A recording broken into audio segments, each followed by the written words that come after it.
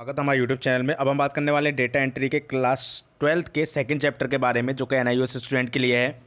दोस्तों, अगर आप इस वीडियो पे नए आए हैं, इस चैनल पे नए आए हैं, तो वीडियो को लाइक कर लीजिए और चैनल को सब्सक्राइब कर लीजिए, बेल आइकन को प्रेस कर लीजिए कि कोई भी अपडेट आपसे ना छूटने पाए, क्योंकि मैं सारे इंपॉर्टेंट वीडियो आपके पास लेकर के आता हूँ, वही वीडियो लेकर के आता हूँ जो कि एग्जाम में आपको पास कराएगी। ठीक है।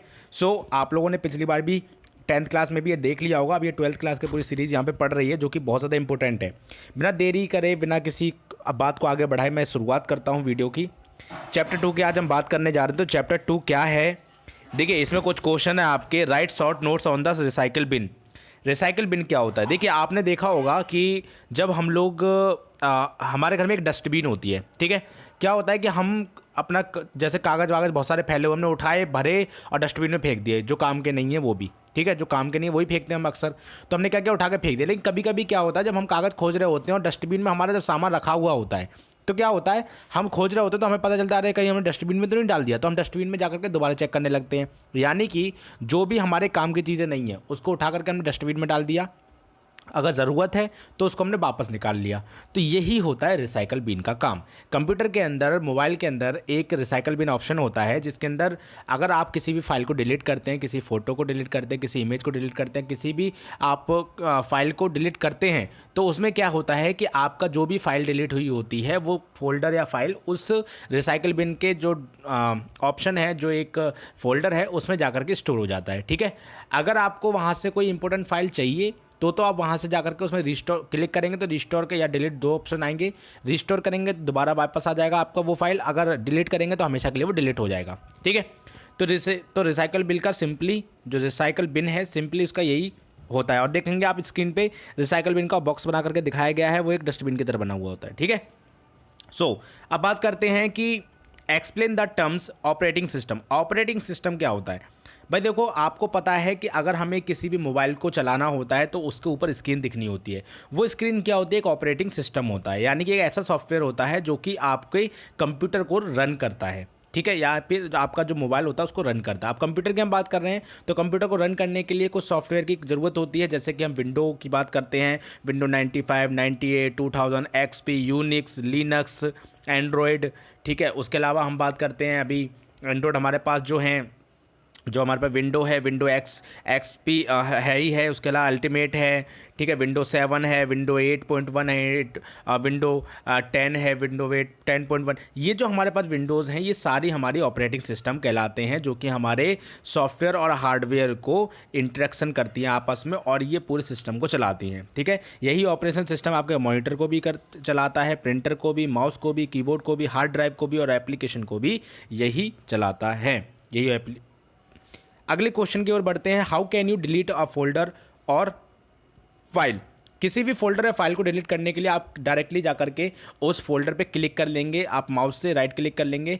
क्लिक करने के बाद जैसे आप क्लिक करेंगे, उस पर क्लिक करने के बाद Ctrl+D भी दबा सकते हैं, उससे भी डिलीट हो जाएगा। या फिर आपको माउस से डिलीट करना है तो कुछ नहीं करना, आपको वहाँ पर जाके आपको जो फोल्डर है, फोल्डर पर जाकर के आपको क्या करना है, आपको क्लिक करना है। ठीक है। क्लिक करने के बाद उस पर ना एक राइट क्लिक करा, राइट क्लिक करने के बाद एक डिलीट का ऑप्शन आ गया। नीचे जाएंगे तो क्रिएट शॉर्टकट आएगा, फिर cut, copy, create shortcut, delete, rename, ये सब ऑप्शन आएंगे। तो आपको डिलीट पे जाकर के क्लिक कर देना है, वो फोल्डर आपका डिलीट हो जाएगा या वो फाइल आपकी डिलीट हो जाएगी। ठीक है। या फिर डायरेक्टली उस फोल्डर पर क्लिक करके Ctrl+D कर सकते हैं, तो फोल्डर डिलीट भी हो जाएगा।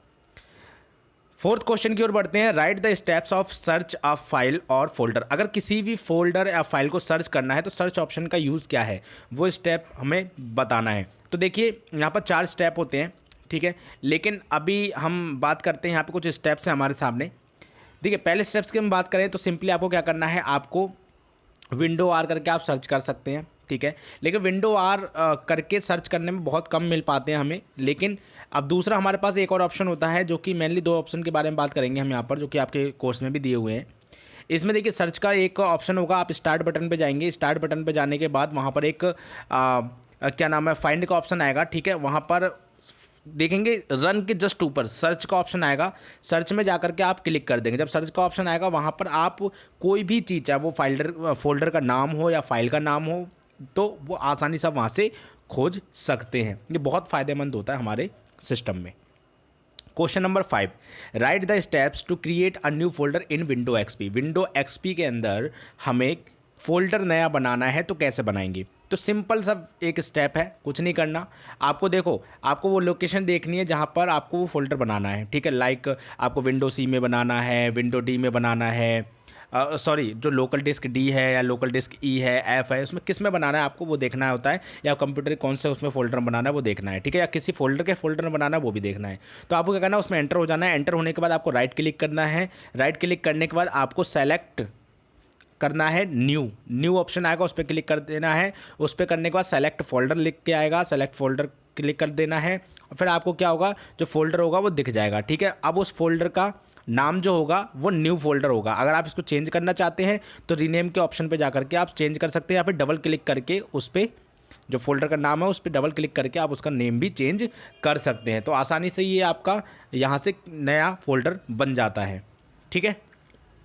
सो लास्ट क्वेश्चन और इम्पोर्टेंट क्वेश्चन जो कि आपके पेपर में 1 नंबर का पूछ लिया जाता है ऑप्शन में। फुल फॉर्म पूछ रहा है, GUI की फुल फॉर्म क्या है, graphical user interface. Graphical user interface जो होती है GUI की फुल फॉर्म होती है, और BIOS की बेसिक इनपुट आउटपुट सिस्टम। ये बहुत ज़्यादा इंपॉर्टेंट है क्वेश्चन जितने भी मैंने आपको बताए हैं, और ये क्वेश्चन ही आपको एग्जाम में पास कराएंगे। आपको दूसरा कुछ पढ़ने की ज़रूरत भी नहीं पड़ेगी। और जैसा कि मैंने आप सभी को बताया है कि मैंने व्हाट्सअप का ग्रुप का लिंक डाल रखा है डिस्क्रिप्शन के अंदर, वहाँ से जाकर के आप चेकआउट कर लीजिए, आप जल्दी से ज्वाइन कर लीजिए। उसमें सभी इंपॉर्टेंट वीडियोस उसमें मिलने वाली हैं, आपको कोर्स कवर होने वाला है, ठीक है। सो अगर वीडियो पसंद आई हो आपको तो आप वीडियो को लाइक कर दीजिए।